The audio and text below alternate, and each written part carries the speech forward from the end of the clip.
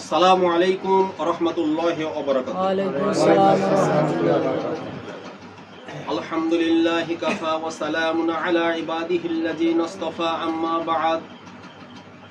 ফাকাদ ক্বালা আল্লাহু তাবারাকা ওয়া তাআলা ফি কালামিল মাজিদ ওয়াল ফুরকানিল হামিদ। বিসমিল্লাহির রহমানির রহিম।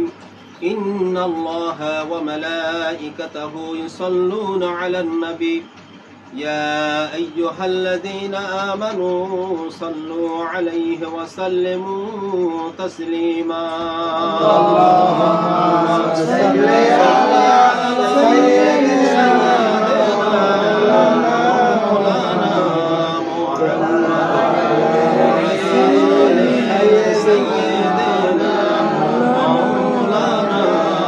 محمد। সম্মানীয় সুধী, দূরে কাছে, দেশ ও বিদেশে আমি সকলকে হার্দিক অভিনন্দন, শুভেচ্ছা, ভালোবাসা ও শ্রদ্ধা জ্ঞাপনার্থে বিশেষ করে একটা কথা আমি আপনাদের সম্মুখে আলোচনা করতে চাচ্ছি। যে কথাটা নিয়ে আজকে বিশেষ করে আমাদের সমাজে মুসলমানদের মধ্যে একটা মতবিরোধ দেখা দিচ্ছে। আমিও না বিতর্কের সঙ্গে জড়িয়ে পড়ি। যদি আমরা খোলা মনে কথাটা নিই তাহলে বিতর্কের কোনো জায়গা থাকে না। আর এই কথাটা যদি উন্মুক্ত হৃদয়ে না নিয়ে বাঁকা টেরাভাবে যদি নিই তাহলে একটা বিতর্ক তৈরি হয়ে যায়। কিন্তু বিতর্কিত বিষয় মোটেই নয়। যদি কেউ বিতর্ক তৈরি করেন তাহলে আমার মনে হয় এ বিতর্কটা আমার উপরে নয়, এ বিতর্কটা স্বয়ং আল্লাহর নবীর উপরে হবে। আমি পরিষ্কার পরিচ্ছন্ন খোলা মনে খুব ভালো অন্তঃকরণ নিয়ে আমি সমাজকে জানাতে চাচ্ছি, বিশেষ করে আমার কওমকে, আমার সম্প্রদায়কে আমি বলতে চাচ্ছি, রাসূল করিম সাল্লাল্লাহু আলাইহি ওয়াসাল্লামের একটা হাদিস আমি আপনাদের কাছে পরিবেশন করব। দেখুন, আল্লাহ নবী সাল্লাল্লাহু আলাইহি ওয়াসাল্লামের এই হাদিস, এটা হলো তিরমিজি শরীফের হাদিস, জিলদ নাম্বার 2, পৃষ্ঠা নাম্বার 225।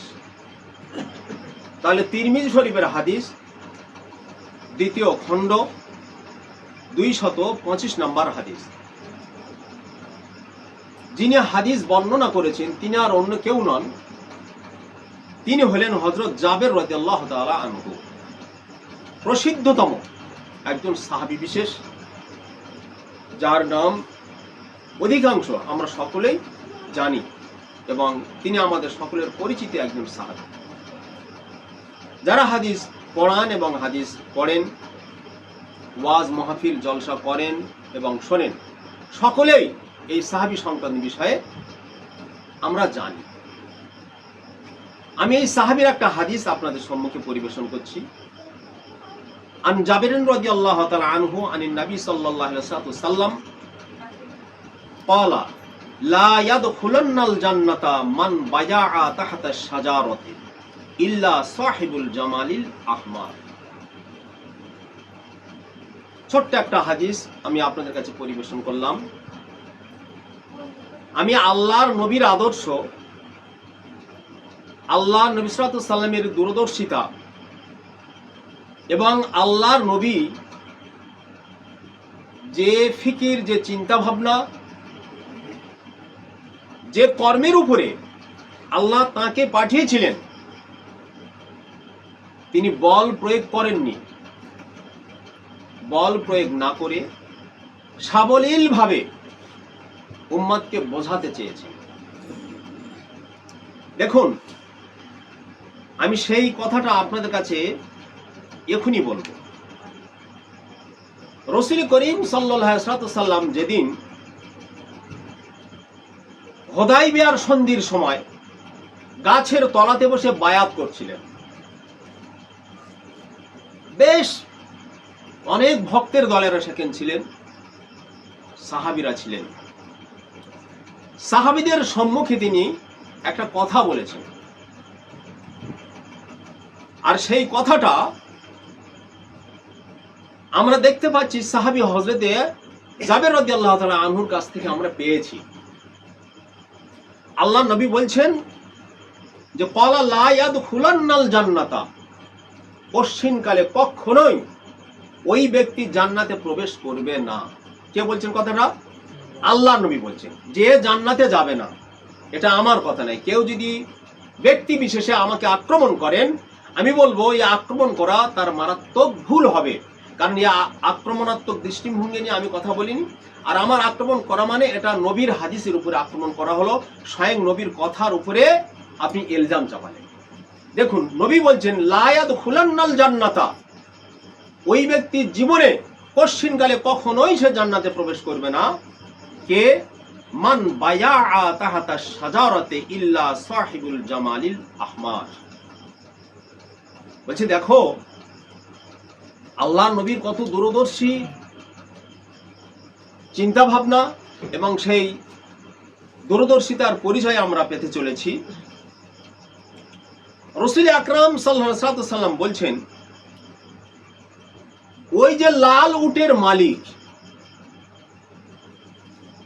হুদাইবিয়ার সন্ধিতে গাছের নিচে বসে আল্লাহ নবীর সঙ্গে যে সন্ধি বা চুক্তিপত্র হয়েছিল, সেখানে একজন ব্যক্তি ছিলেন, তাকে বলা হয় লাল উটের মালিক।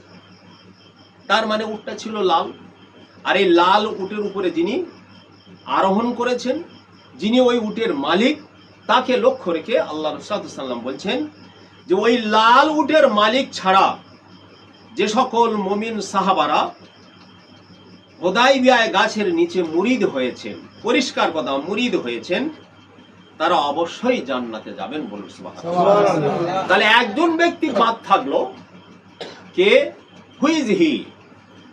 বলছে সে হলো ওই ব্যক্তি যে হলো লাল উটের মালিক। কেন? নবী আকরাম সাল্লাল্লাহু আলাইহি ওয়াসাল্লাম এই লাল উটের মালিক বলে তাকে আখ্যায়িত করলেন। ব্যাপারটা ডিসকাস করলে বুঝতে পারবেন, একটু ভাঙলে বোঝা যাবে। রাসূল করিম সাল্লাল্লাহু আলাইহি ওয়াসাল্লাম বায়াত করাচ্ছেন, সকলেই মেনে নিলেন, আল্লাহর নবীর কাছে হস্ত বাড়িয়ে দিলেন। রাসূল করিম সাল্লাল্লাহু আলাইহি ওয়াসাল্লাম তাদেরকে মুরিদ করালেন। লাল উটের মালিককে বলা হলো, লাল উটের মালিক বায়াত তুমিও হয়ে যাও। লাল উটের মালিক সেদিন বলেছিল না আমি এখন বায়াত হব না, সময় আছে, অপেক্ষা করুন, কিছুক্ষণ পরে কিছু সময় আমি বায়াত হব। টাল বাহানা শুরু করলো। কথা বোঝা গেল যে রাসূল বলছেন যে তুমি বায়াত হও, আর লাল উটের মালিক বলছেন না আমি এখন বায়াত হব না। কেন? আল্লাহ রাসূলের কথার বিরূপ মন্তব্য করে লাল উটের মালিক সেদিন বলল, ইয়া রাসূলুল্লাহ, ইয়া হাবিবাল্লাহ, ও নবীর সাহাবীরা তোমরা শোনো, আমার ওই লাল উটটা হারিয়ে গেছে। লাল উটটা আমি অনুসন্ধান করে নিয়ে আসি, খুঁজে নিয়ে আসি।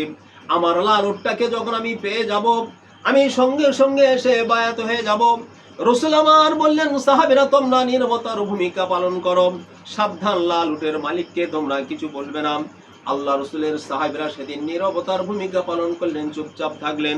লাল উটের মালিক বললেন, আমার উটটা হারিয়ে গেছে, আমি পাচ্ছি না, আমি চলে যাব। গাছের এবার লাল উটটা খুঁজতে চলে গেল। এদিক তাকায় ওদিক তাকায়, উত্তর দক্ষিণ পূর্ব পশ্চিম চতুর্দিকে তাকিয়ে দেখছেন উট কিন্তু তার রয়েছে। ইচ্ছা করে বায়াতকে অনীহা করে বায়াতকে বর্জন করার জন্য আল্লাহর নবীর কাছ থেকে বায়াত হবেন না, এই বলে তিনি লাল উটটা খুঁজতে বের হয়ে চলে গেলেন। আল্লাহ নবীর কাছে কিছুক্ষণ পরে এসে হাজির হয়ে গেল। আল্লাহ নবী সকলকে বায়াত করে দিলেন, সমস্ত মুমিন সাহাবীদেরকে বায়াত করলেন। বায়াত করার পর আল্লাহ রাসূল সেদিন 144 করে বলে দিলেন, ও আমার প্রাণপ্রিয় সাহাবীরা তোমরা শুনে রেখে দাও, জেনে রেখে দাও, আজ আমি তোমাদের জন্য একটা আইন জারি করে দিচ্ছি, সকলে তোমরা জান্নাতি হয়ে যাবে যেহেতু তোমরা বায়াত গ্রহণ করেছো। সুবহানাল্লাহ। লাল উটের মালিককে দেখে আল্লাহ রাসূল সেদিন বলেছিলেন, ও সাহাবীরা তোমরা সাক্ষী থাকো, লাল উটের মালিক আমার কাছ থেকে চলে গেছে, বাহানা তৈরি করেছে, এখানে আমার কাছে বায়াত হবে না। আমি নবী মুহাম্মদ রাসূলুল্লাহ সাল্লাল্লাহু আলাইহি ওয়াসাল্লাম কথা বলেছি, আমার কথাটা ওর কর্ণ কোহবারে পৌঁছায়নি, ও বুঝতে পারিনি, আমার কথাটাকে নেগলেন্সি করেছে। আমার কথা না বোঝার জন্য আমার আল্লাহ তাআলার তরফ থেকে ঘোষণা হয়েছে, ও আমার রাসূল, আমার হাবিব, তুমি জেনে রেখে দাও, শুনে রেখে দাও, ওই লাল উটের মালিক কোনোদিন জান্নাতে যাবে না, ওই ব্যক্তি জাহান্নামী হয়ে যাবে। দেখুন, রাসূলের কথা যখন আসবে সঙ্গে সঙ্গে সেই কথা আমাদের শ্রবণ করা এবং সেটা পালন করা প্রয়োজন। তো সাহাবীদের সঙ্গে রাসূল পাক সাল্লাল্লাহু আলাইহি ওয়াসাল্লাম স্বয়ং সামনাসামনি কনভারসেশন করছিলেন, কথোপকথন করছিলেন, কিন্তু ওই ব্যক্তি নবীকে অবমাননা করে বায়াত না হওয়ার জন্য চলে গেল উট খোঁজার জন্য। বলার উদ্দেশ্য, কার বিরোধী আমরা করছি? এজন্য অন্য আরেকটা হাদিস এসেছে, বায়াত বিহীন, মুরিদ বিহীন কোন মানুষ জান্নাতে যাবে না। এখন আপনারা যদি বলেন এই কথাটা কোথা থেকে বলছেন, দেখুন আমি আপনাদের বলে দিচ্ছি, কথাটা এমন একটা কিতাব থেকে আমি আপনাদেরকে রেফারেন্স দিচ্ছি, যে কিতাবটা বিশেষ করে আমার জামাতি ভাইরা যারা তাবলীগে জামাত করেন তাদের জেনে রাখা ভালো। এই কিতাবটার নাম হলো দাওয়াতে তাবলীগ ও পীর মুরিদি। এই কিতাবটা দেওবন্দীদের কিতাব, দেওবন্দি ওলামারা কিতাব লিখেছেন, আমি তাদের কিতাবের রেফারেন্স দিয়ে আপনাদের কাছে বললাম। ভুল ত্রুটি মার্জনীয়। আমার এই কিতাব থেকে কথা বলার কারণ হলো, আজকের বায়াতের বিরোধী যারা করি, আমি তাদেরকে হাত ধরে অনুরোধ করে আমি তাদেরকে আহ্বান করব, আপনারা বায়াত বিরোধী হবেন না। আপনারা তো জানেন, ইতিপূর্বে আমি একটা ইউটিউবে দিয়েছি, আপনাদের এই জামাতের যিনি প্রতিষ্ঠাতা তিনি কটা পীরের কাছে বায়াত হয়েছেন? আপনারা বলুন বুকে হাত দিয়ে, আপনারা যাদেরকে আকাবের বলে মানেন, যাদেরকে বুজুর্গ বলে মানেন, যাদেরকে বড় ওলামা বলে মানেন, তারা বায়াত নেই, আপনি প্রমাণ দেখান। আসুন না এক এক করে নাম দেখি তারা বায়াত হয়েছে কিনা। তাহলে প্রত্যেকে যখন বায়াত হলো, বায়াতের মাধ্যম দিয়ে ইসলামের আবির্ভাব হবে, মাজার থেকে ইসলাম, ওলি আল্লাহদের তরফ থেকে ইসলাম। আমরা সেগুলোর উপরে এমন একটা ইলজাম, এমন একটা কটূক্তি, এমন একটা খারাপ ধারণা পোষণ করেছি, যার জন্য আজকের মানুষ বায়াত থেকে এবং পীর মুরিদি থেকে সরে এসে শুধু নামাজের দাওয়াত, কলেমা, নামাজ, রোজা, হজ, যাকাত, বাহ্যিক জ্ঞান নিয়ে আমরা আলোচনা করছি। আমরা নামাজের জন্য আমরা তাকবীর উলায় চলে যাচ্ছি। আরে মিয়া, আপনি তো নামাজে থাকেন না, তাকবীর উলা আপনার কোথায় লাগবে, কোন কাজে লাগবে? আমি চ্যালেঞ্জ করে বলছি, কথাটা বোঝার ব্যাপার রয়েছে। নামাজ পড়ার জন্য মুয়াজ্জিনের আজানের আগে গিয়ে প্রথম কাতারে দাঁড়িয়ে থাকলেন, আমি বলতাম না, কিন্তু বলতে বাধ্য হচ্ছি। আপনি কি নামাজি? আপনি কি নামাজি? আসুন না বুকে হাত দিয়ে একটু চিন্তা করে দেখি।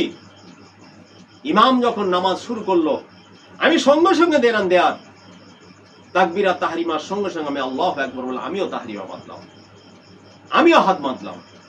কিন্তু না নামাজ স্বয়ংসম্পূর্ণ ইমামের হচ্ছে, আর না নামাজ স্বয়ংসম্পূর্ণ আপনার মুসল্লি হচ্ছে। তার কারণ হলো, এরা আল্লাহর যে রাজ রয়েছে, আল্লাহ তাআলা পৃথিবীতে যে আম্বিয়া আলাইহিস সালামদের পাঠিয়েছেন, প্রথম কাজ হলো সমস্ত আম্বিয়া আলাইহিস সালামের একটাই কাজ, মানুষকে তার প্রভুর সঙ্গে, তার মাওলার সঙ্গে, তার আল্লাহর সঙ্গে সম্পর্ক জুড়ে দেওয়া। সেই সম্পর্ক জুড়তে গেলে আল্লাহ ওয়ালাদের কাছে যেতে হয়। এজন্য তো কোরআনে এসেছে, ফাসআলু, তোমরা প্রশ্ন করো, তোমরা জিজ্ঞাসা করো, তোমরা কোশ্চেন করো, আহলা যিকরে ইন কুনতুম লা তাআলামুন।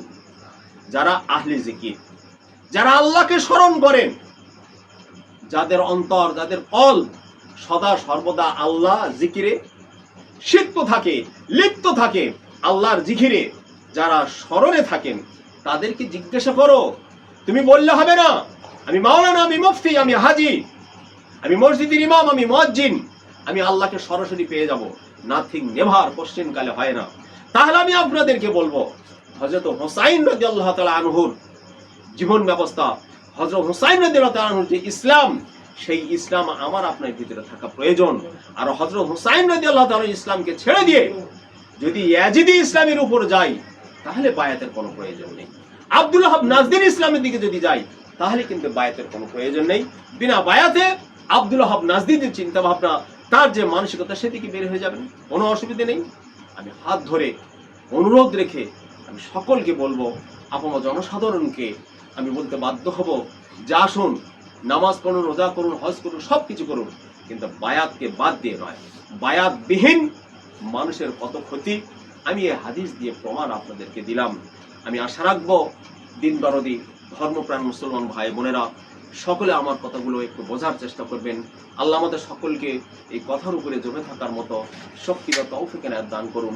সকলেই বলুন আল্লাহুম্মা আমিন। ওয়া আখিরু দাওয়ানা আলহামদুলিল্লাহি রাব্বিল আলামিন। আসসালামু আলাইকুম ওয়া রাহমাতুল্লাহি ওয়া বারাকাতুহু। পরিশেষে একটা কথা আপনাদেরকে বলি, আমার মহান মুর্শিদ কেবলা ভাঙড় পূর্ব কাঁঠালিয়া দরবার শরীফ, এই খানকায়ে মুজাদ্দিদিয়া পূর্ব কাঁঠালিয়া দরবার শরীফে আগামী 12 রবিউল আউয়াল অত্যন্ত আড়ম্বর সহকারে সেখানে পালন করা হবে। আমি সকলকে এই ইউটিউবের মাধ্যমে দাওয়াত পৌঁছে দেন। আপনারা জানেন পীর কার বলে, মাশায়েখ কার বলে, ওলি কাকে বলে, আপনারা গিয়ে প্রশ্ন করুন, জানুন, বুঝুন।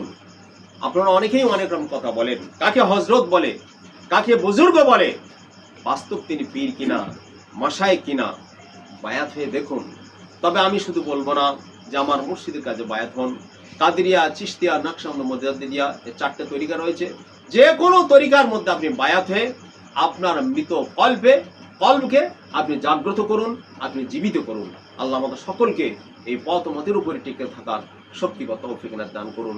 আমিন। ওয়া আখিরু দাওয়ানা আলহামদুলিল্লাহি রাব্বিল আলামিন। আসসালামু আলাইকুম ওয়া রাহমাতুল্লাহি ওয়া বারাকাতুহু।